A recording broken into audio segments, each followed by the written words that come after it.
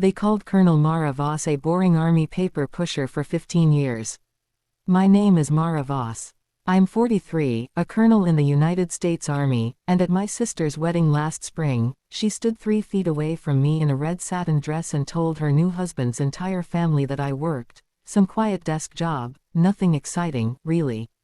Her husband, a man I'd met only twice before that day, leaned toward his groomsman moments later and whispered something that visibly changed the color in my sister's face.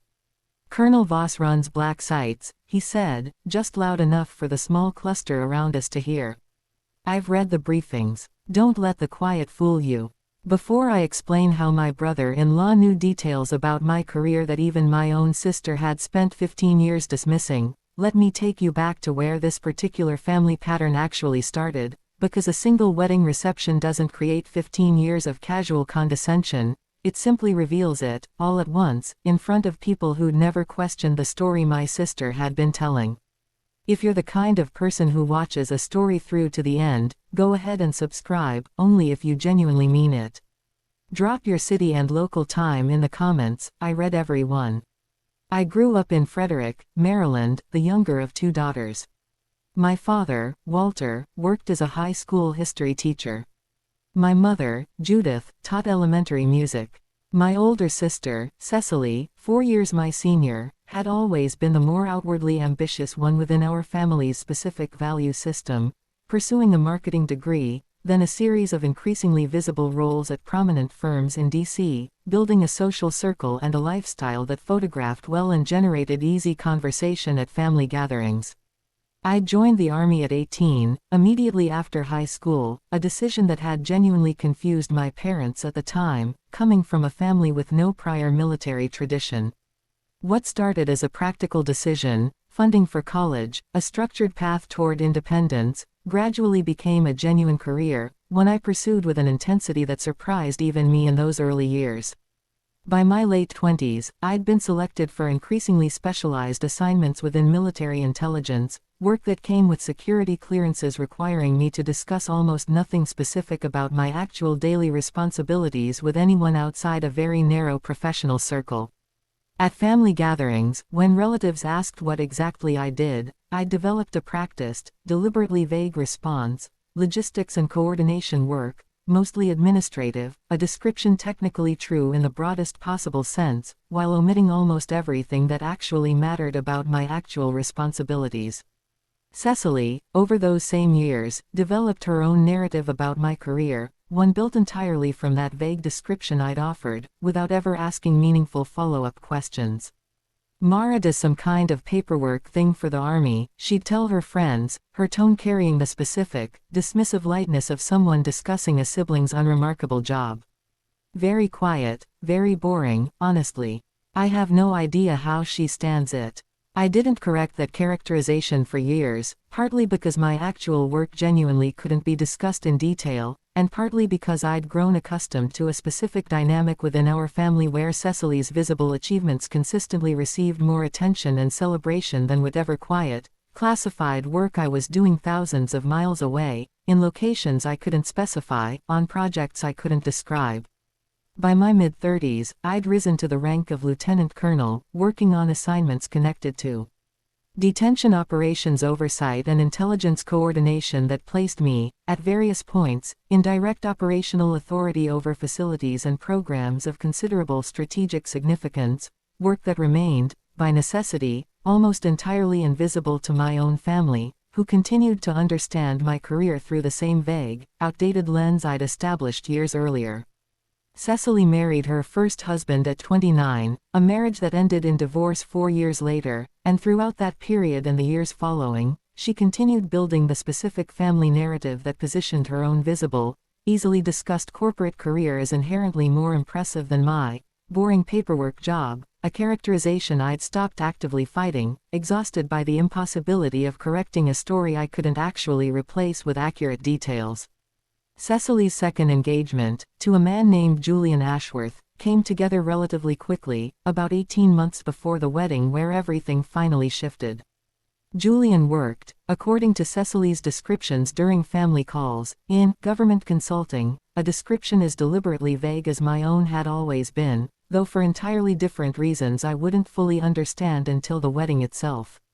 I'd met Julian only twice before the wedding, once at their engagement dinner, briefly, and once at a smaller family gathering the following month. Both encounters had been pleasant but unremarkable, Julian polite and reserved in a way that read, at the time, as simple social caution around a new extended family rather than anything more deliberate. The wedding itself took place at a vineyard outside Charlottesville, Virginia, a beautiful late spring afternoon that Cecily had been planning meticulously for over a year. I'd attended in a formal dress rather than my uniform, a choice I'd made deliberately, wanting the day to remain focused entirely on my sister rather than introducing any complication about my own career into an event that was, appropriately, about her. I stood near the edge of the reception during the cocktail hour, making polite conversation with several of Julian's groomsmen, when Cecily approached with her characteristic ease, introducing me to a small cluster of Julian's extended family with the exact phrasing I'd heard variations of for 15 years. "This is my sister, Mara," she said, her voice carrying the same casual dismissiveness she'd perfected over the years. "She works some quiet desk job, nothing exciting, really. I've genuinely never fully understood what she actually does all day." I smiled, the same practiced, patient smile I'd offered dozens of times before at similar moments, prepared to let the characterization stand without correction, the way I always had. What I didn't expect was for Julian, standing just close enough to overhear that exact introduction, to turn toward his own groomsmen with an expression I couldn't immediately read, and say something that would unravel 15 years of careful, deliberate vagueness in the space of a single sentence. "Colonel Voss runs black sites," Julian said, his voice pitched just low enough to seem private, yet clearly audible to the small cluster gathered near us, Cecily, two of Julian's groomsmen, and an aunt of his who'd wandered close enough to catch the tail end of the introduction. "I've read the briefings. Don't let the quiet fool you." Cecily's face went through several rapid transformations, confusion first, then something that looked almost like disbelief, and finally, a flush of visible embarrassment that I'd genuinely never seen on her before, not once in 39 years as her younger sister. "Julian, what are you talking about?" she said, her voice tight. Julian turned to her, his expression carrying a mixture of genuine surprise and something more careful, the particular caution of someone realizing they'd just said more than they should have in a semi-public setting. "Cecily, I thought you knew. I mean, I assumed you understood at least generally what your sister's role actually involves." "She has a desk job, Julian. Administrative work." Julian glanced at me, an unspoken question in his expression, clearly uncertain how much he'd just revealed that I might not have wanted revealed at my own sister's wedding. "It's all right," I said quietly, understanding immediately that whatever Julian's actual professional world involved, it apparently intersected with mine in ways I hadn't anticipated, and that the specific phrase he'd used, briefings, black sites, suggested a level of access to classified information considerably beyond casual government consulting. "How do you know anything about what Mara does?" Cecily asked again, turning fully toward her new husband, the earlier ease of the cocktail hour replaced by something sharper. Julian hesitated, glancing at me once more, and I gave a small, deliberate nod, granting him permission to continue, genuinely curious myself about exactly what he knew and how. "I work in a division that reviews interagency intelligence coordination," he said carefully, choosing his words with the specific precision of someone accustomed to discussing sensitive information within careful boundaries. "Colonel Voss's name has come up in briefing materials I've had access to, related to oversight of certain detention and intelligence programs. I recognized her the first time we met at your engagement dinner, though I didn't say anything because I wasn't sure how much of her actual work she'd shared with the family." "None of it," I said. "For fairly obvious reasons." Julian's aunt, still standing nearby, looked between the three of us with an expression of polite confusion, clearly sensing she'd stumbled into a family dynamic considerably more complicated than the pleasant wedding reception she'd expected. Cecily excused herself from the conversation moments later, walking toward the reception's edge with a visible need for space, and I found her 20 minutes afterward, standing alone near the vineyard's edge, staring out at the rows of grapevines with an expression I couldn't fully read. "Mara," she said, without turning around, how long have you been letting me tell people you have a boring paperwork job? 15 years, roughly. Since I made captain. Why didn't you ever correct me? I considered that question carefully before answering. Partly because I genuinely couldn't discuss the specifics of my actual work, Cecily. Security clearances aren't flexible about family conversations. But partly, if I'm honest, because correcting you would have required a level of engagement from you that never seemed to be there in the first place. You never asked follow-up questions. You never seemed curious enough about my actual career to notice that boring desk job didn't quite add up with 20 years of continuous promotion and reassignment.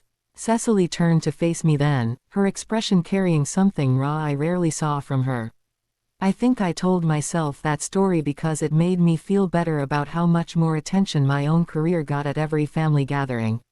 If your job was boring and mine was exciting, it made sense that Mom and Dad always asked more questions about my promotions than yours. That's the first time you've said that honestly, I told her. I think it's the first time I've actually had to confront it directly, she said.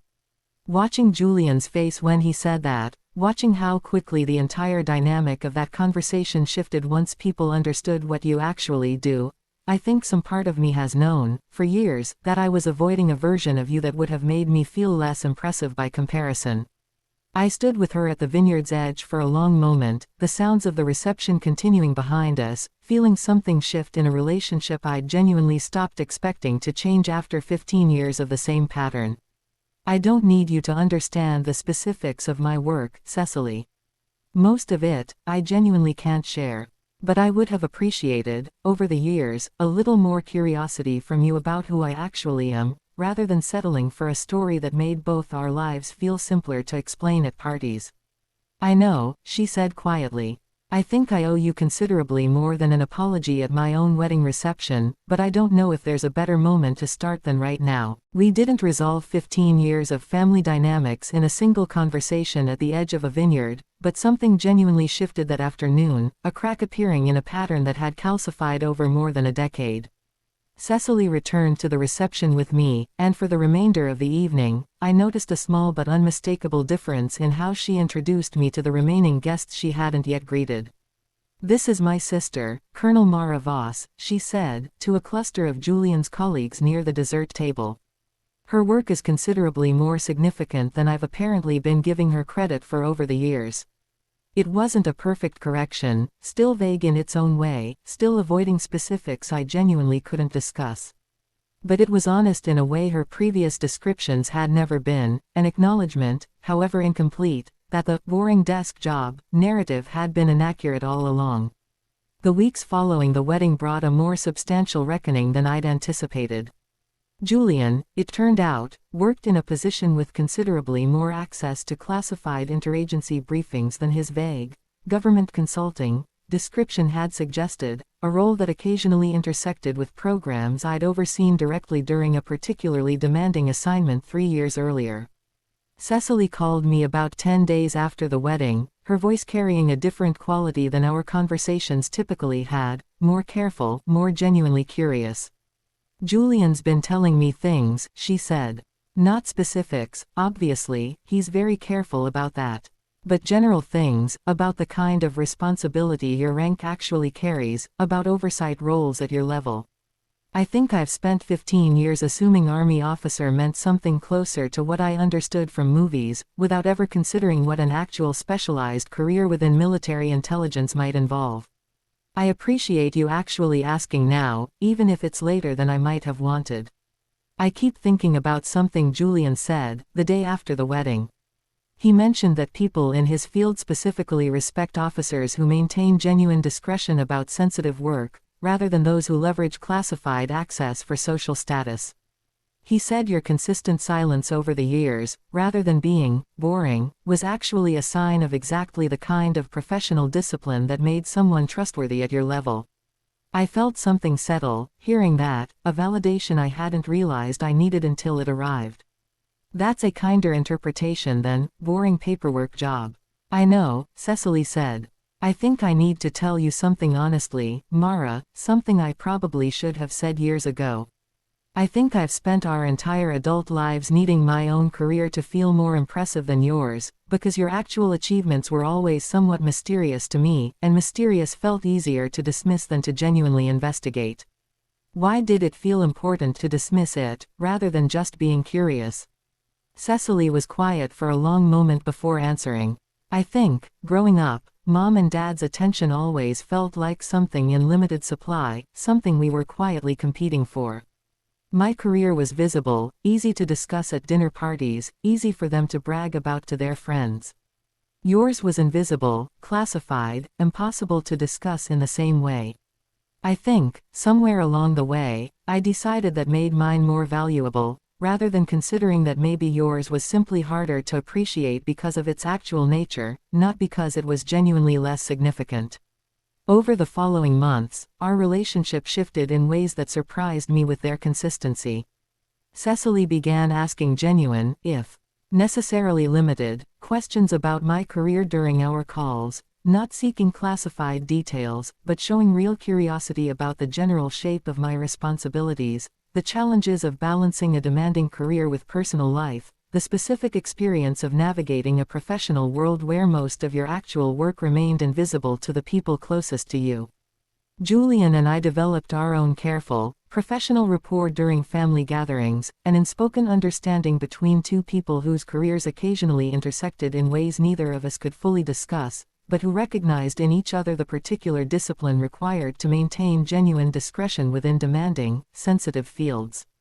My parents, once Cecily finally explained the full context of what had happened at the wedding, reacted with a mixture of surprise and something that looked, uncomfortably, like guilt of their own. We should have asked more questions over the years, my mother admitted, during a visit home that following summer. I think we fell into the same pattern Cecily did, treating her career as the interesting one simply because it was easier to discuss at church functions and dinner parties. I'm sorry we never pushed harder to understand what you actually did, beyond the vague descriptions you gave us. I understand why the pattern developed, I told her. I made it easy, honestly, by never insisting on more specific acknowledgement. I think I convinced myself that classified work meant I couldn't discuss any part of my actual professional identity, when really, I could have at least insisted on more accurate general descriptions, even without specifics. 8 months after the wedding, I received notification of a promotion board recommendation for Brigadier General, a milestone that would place me among a small number of women to reach that rank within military intelligence oversight roles. I told my family the news during a routine Sunday call, expecting the same measured, slightly confused reaction that had characterized most previous career updates over the years. Instead, Cecily's response carried a different quality entirely. Mara, I want to actually understand what this means. Not just congratulations, though obviously, congratulations. I want to understand what Brigadier General actually represents at your specific level of responsibility, so I can talk about this accurately with people, rather than falling back into the vague, dismissive descriptions I've used for years.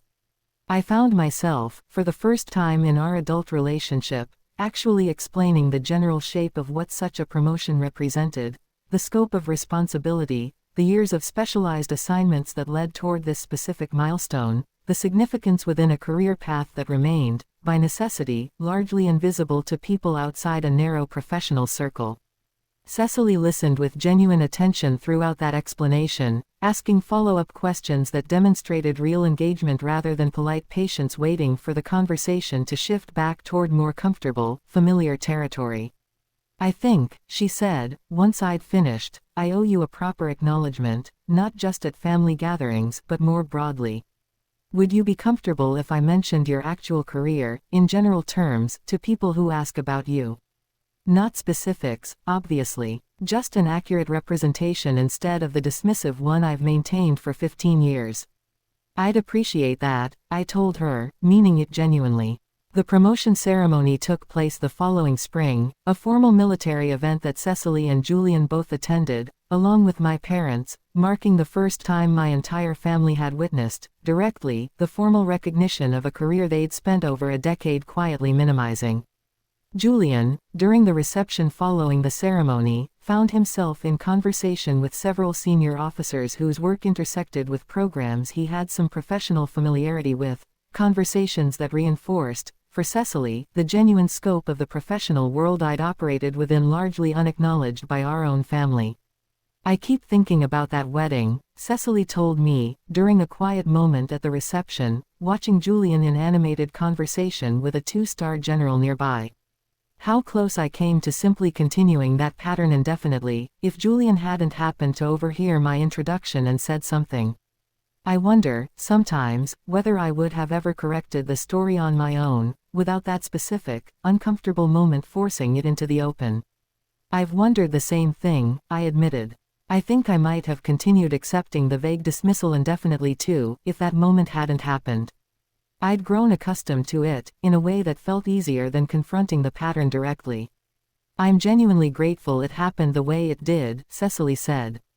Uncomfortable as that afternoon was, watching my own husband correct 15 years of my careless assumptions in front of his family, in front of yours. I think I needed exactly that level of public discomfort to finally take the pattern seriously enough to actually change it. My promotion ceremony that day marked, in a way that felt appropriately symbolic, the formal culmination of a reckoning that had started, unexpectedly, at my sister's own wedding reception the previous spring, a moment where a stranger's whispered comment had exposed, in the space of a single sentence, a family dynamic that had taken 15 years to build and, remarkably, less than a year to genuinely begin repairing. 2 years have passed since that wedding reception where Julian's quiet comment first cracked open a pattern our family had maintained for 15 years. I now hold the rank of Brigadier General, overseeing intelligence coordination responsibilities that remain, by necessity, largely classified, though my family's understanding of the general shape of my career has grown considerably more accurate since that specific afternoon at the vineyard. Cecily and Julian's marriage has settled into its own rhythm, and their household has become, unexpectedly, one of the places where I feel most genuinely understood within an otherwise complicated professional life defined largely by discretion and invisible responsibility. Julian, in particular, developed a genuine, professional respect for my work that transcended simple family obligation, rooted in his own understanding of exactly what disciplined discretion within sensitive fields actually requires. My parents, in the years since, have made a consistent, deliberate effort to ask more accurate, more curious questions about my career during our regular calls, no longer settling for the vague, easily dismissed descriptions that had characterized our relationship for most of my adult life. "I think about that wedding often," my mother told me, during a recent visit home. "Not with embarrassment exactly, though there's some of that too. Mostly, I think about how easily we all fell into a comfortable story about you, simply because the alternative required more effort to understand. I'm grateful, genuinely, that something forced us to correct that before it became permanent." Cecily and I speak considerably more often now than we did during those earlier years of quiet dismissal, our conversations carrying a depth that simply hadn't existed when her understanding of my career remained frozen at some quiet desk job, nothing exciting. She's become, in her own words, aggressively accurate when describing my career to others, occasionally correcting people herself when they make the same casual assumptions she once made for 15 years. At a family gathering last winter, a distant cousin asked, in passing, what exactly I did for the army, using almost the exact dismissive phrasing Cecily herself had used for over a decade. Before I could offer my own carefully vague response, Cecily interjected directly. "She's a brigadier general overseeing intelligence coordination," she said, with a directness that would have been unthinkable from her just 2 years earlier. "It's considerably more significant than most people assume when they hear military job. I spent 15 years underselling my own sister's career because I never bothered asking real questions. I'm not making that mistake anymore." The cousin, visibly surprised by both the information and Cecily's uncharacteristic directness, spent the following several minutes asking genuinely curious questions, a small moment that felt, watching it unfold, like tangible evidence of exactly how much had shifted within our family's understanding since that afternoon at the vineyard. I think, often, about how differently things might have continued if Julian hadn't happened to overhear Cecily's introduction that day, if he'd simply let the moment pass without comment, allowing the same 15-year pattern to continue indefinitely into whatever future our family might have built without ever confronting it directly. What actually happened instead, an uncomfortable, public exposure of a dynamic none of us had been willing to name honestly, followed by genuine, sustained effort to rebuild a more accurate understanding between us, produced something considerably more valuable than the comfortable, dismissive story we'd maintained for over a decade. I still can't discuss the specifics of my work with my family, the fundamental nature of my career ensuring that certain boundaries will always remain in place, regardless of how much genuine curiosity my family now brings to understanding the general shape of what I do. But I no longer feel the particular loneliness of being quietly dismissed within my own family, replaced instead by a version of understanding that, while still necessarily incomplete, is finally built on genuine respect rather than convenient, careless assumption. Cecily's red satin dress from that wedding still hangs, I've noticed, in a garment bag in her closet, kept, she told me once, as a specific reminder of the exact moment she finally understood how much she'd been avoiding actually knowing her own sister. I keep it, she said, because I never want to forget how close I came to spending my entire life not really knowing you, simply because not knowing was easier than the effort required to actually understand. The end.